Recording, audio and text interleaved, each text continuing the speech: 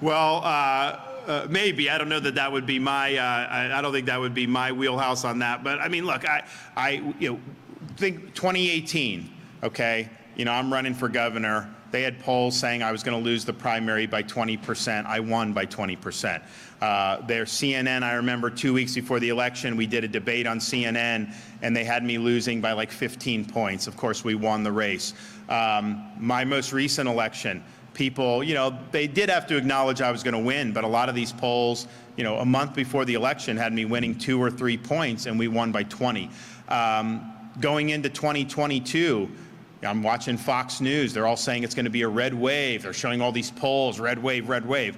There was no red. There was a red wave in Florida. There was not a red wave anywhere else, and it was a total crash and burn. So I think these things clearly don't have a good track record. I think they're used to try to create narratives and try to create, ideas that, oh, well, this person's going to win, this person's going to not. And I think most Republicans know the game that's being played, and I don't think that they want to have this stuff shoved down their throat constantly.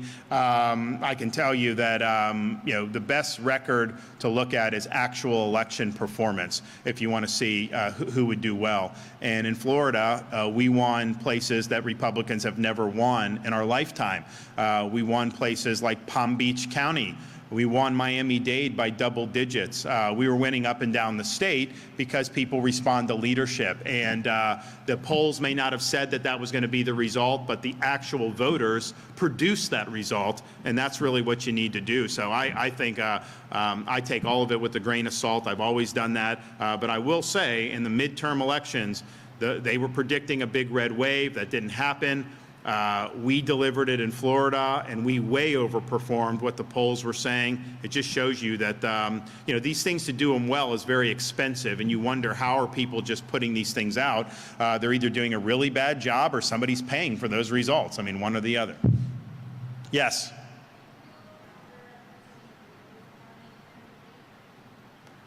No, I mean, we just did a debate with the governor of California. We got 5.4 million viewers just on the day. They've been doing it since then, and that was 90 minutes to be able to do what I typically do in Florida, and that's beat the left, and we beat him up and down on all these issues, and I've proven to do that. And I'm really the only one that's running of any candidate that has actually beat these people. And we've done that across every subject in Florida.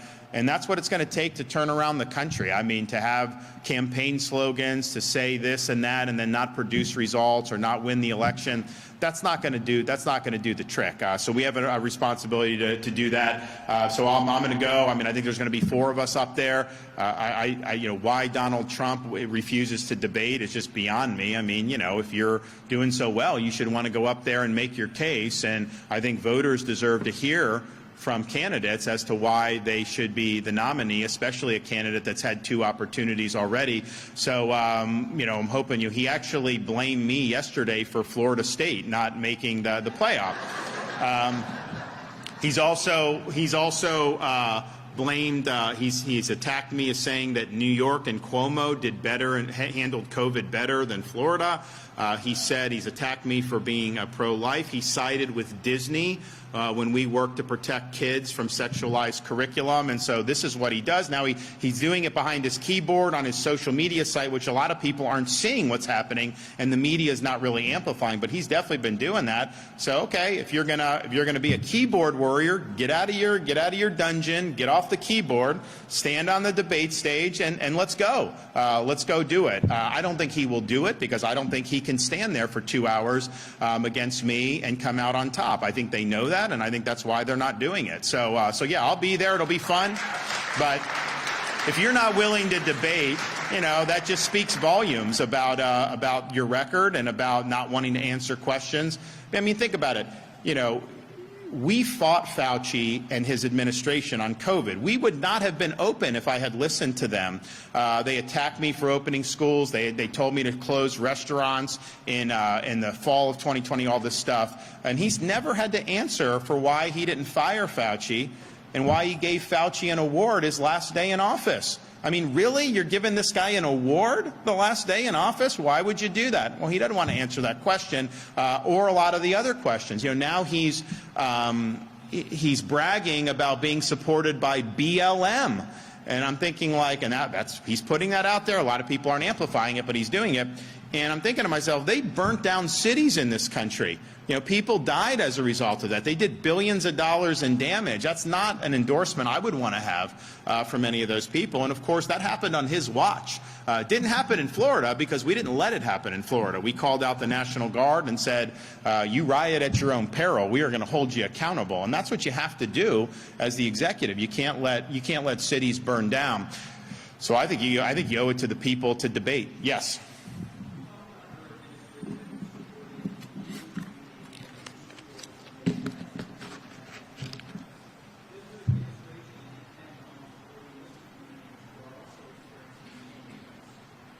Yeah, that is not true. They are not experiencing the similar threats. I mean, I don't see how you can look at what's going on. Are those students being chased for their lives in some of these universities around the country? Do you look at what? I mean, they had the pro-Israel rally on Washington, D.C. I didn't see any hate there. I saw American flags. I saw Israel flags. I saw that. I think that's a totally false equivalence.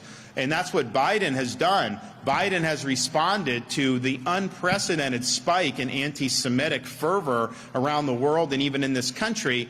He's responded by saying that the real problem is Islamophobia. They are not the same things. That's just not what's happening like it's happening here in the United States. And in Florida, obviously, we have areas that are targeted. So I don't think those are the same. And I think that, you know, there's one vein of hate that is predominating over all others right now, and that is anti-Semitism. And yes, it's way worse from what we've seen since October 7 than I think even people who were very concerned about this issue would have thought before. I think a lot of people have been surprised at that. But even with that being said, the percentage of crimes against people based on identity is always, Jews always lead that overwhelmingly in America and around the world. But in America, not even close. There's not even a close second. That's just the fact on it. Yes.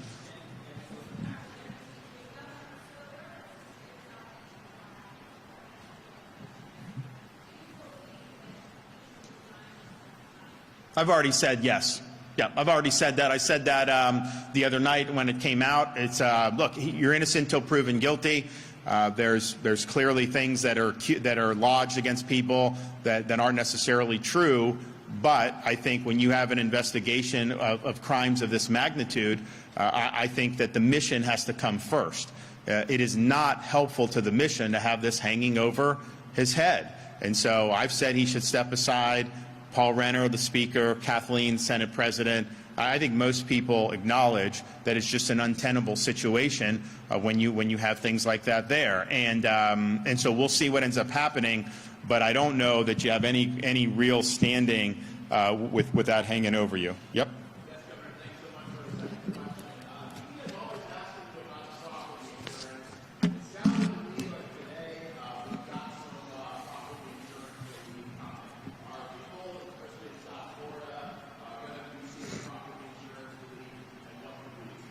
Well, this budget has $450 million for reducing some of the taxes and fees on people's insurance bills. That will go up to home values of $750,000. We're trying to make it for middle and low-income people.